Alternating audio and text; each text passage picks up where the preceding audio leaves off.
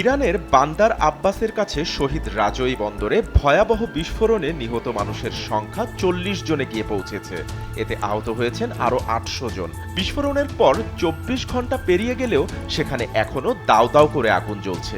ঘটনাস্থলে এখনও আগুন পুরোপুরি নিয়ন্ত্রণে আসেনি। আগুন নেভানোর কাজ চালিয়ে যাচ্ছেন দমকল কর্মীরা। শনিবার এই বিস্ফোরণে কয়েক কিলোমিটার এলাকা জুড়ে জানালার কাচ ভেঙে যায়। ধাতব কন্টেইনারগুলো ছিন্ন বিচ্ছিন্ন হয়ে যায় এবং অনেক পণ্যের মারাত্মক ক্ষতি হয়।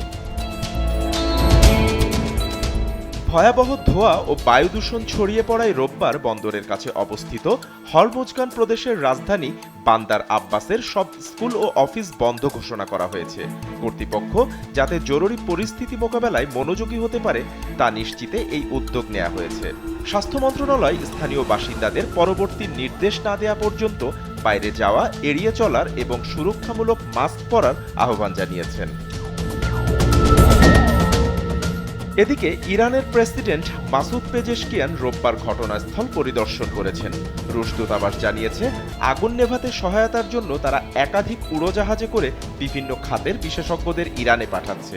বিভিন্ন আন্তর্জাতিক মাধ্যমে প্রকাশিত প্রতিবেদনে দাবি করা হয়েছে, ক্ষেপণাস্ত্রের কঠিন জ্বালানি ব্যবস্থাপনার ত্রুটির কারণে এই বিস্ফোরণ ঘটেছে।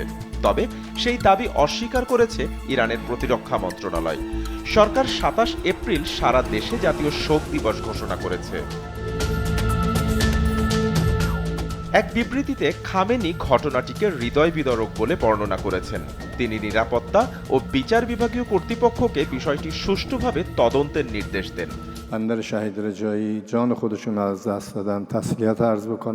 যদিও ইরানি কর্তৃপক্ষ এখনো পর্যন্ত বিস্ফোরণটিকে একটি দুর্ঘটনা হিসেবেই বিবেচনা করছে, তবে এটি ইসরায়েলের সঙ্গে বছরের পর বছর ধরে চলা ছায়াযুদ্ধের প্রেক্ষাপটেও ঘটেছে।